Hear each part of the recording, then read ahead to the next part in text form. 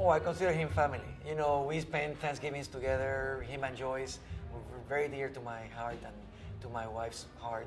We shared so many moments together, not only here in the US, but also in Europe. You know, we used to go also to play in Nice at the Grand Paratou Jazz and share a lot of great moments. Also, we share our love for good wines and good food. And you know, Joyce was an amazing cook. And so we shared so much together.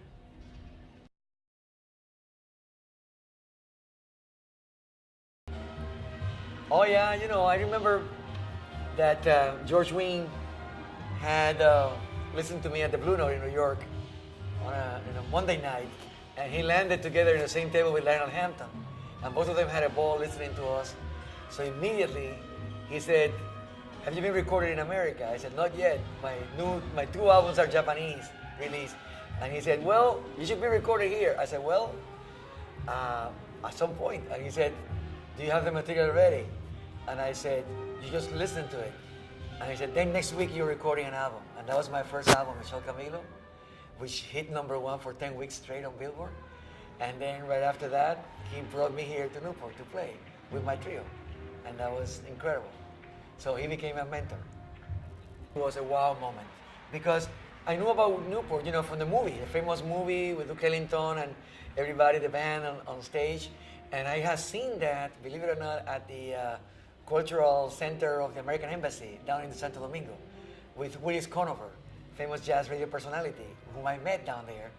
And, you know, for me, of course, it was a dream to someday play in the Newport Jazz Festival and play on that stage, which is like a historical stage where so many great musicians have come and gone and so much great music has been played. So it was a dream come true.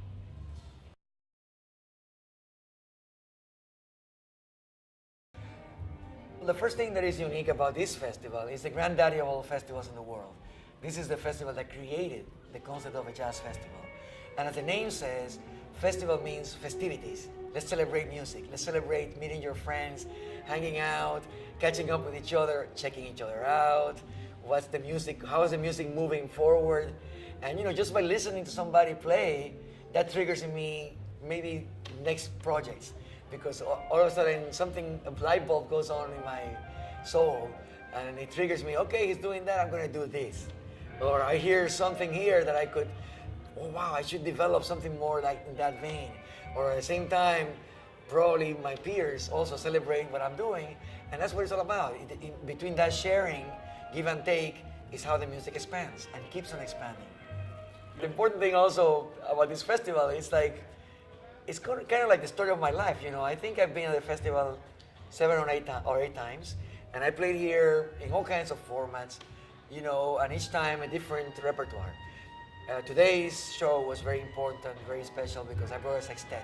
It's the first time I brought a sextet to the festival, and with top players. And that's what is also important. Each visit is fresh, and it's great to surprise the audience and hit them with something they are not expecting. You know, and the important thing is never to be predictable. So that's, I think, what we accomplished today here. And also the festival, I feel personally attached to it because it has the same age as I do have. So I'm not afraid to say it. I was born the same year that the festival was founded. Good coincidence, I guess. Good year, 1954.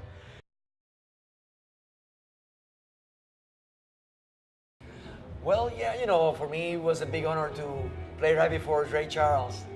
For example, you know, it was a big responsibility to leave the stage hot enough and the audience really pumped up so that they could receive Mr. Charles, you know. And also 2 years ago, I had a very sentimental re-encounter with Dave Brubeck backstage. There must be a picture somewhere around of that encounter. We were hanging out and catching up with each other. And I met him back way, like 20 years ago in the backstage in Nice. And the best way, because he was introduced to me by George Wein, and he had just listened to my trio playing, and he really loved it. So we became good friends. And over the years, we see each other in different festivals around the world. And seeing him here, I told him I had a surprise for you for my new album, What's Up, because I recorded a solo piano version of Take 5. And I wanted to surprise him because I found a way of playing his groove with one hand, my left hand, and improvise with the right. So I wanted to surprise him with it. Unfortunately, he's listening only from the heaven, but it was great in meeting. And he was a great man, great player, great musician. Opened up the door to all the polyrhythms of the world.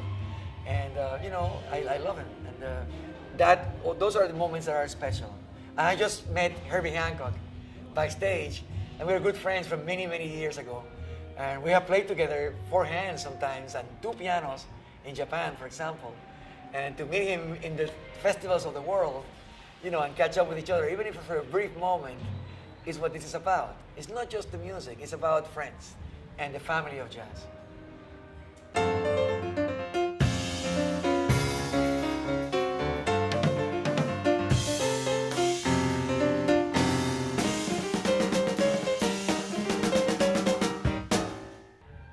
Happy anniversary, Newport Jazz Festival. Happy 60th. We share that. Love you.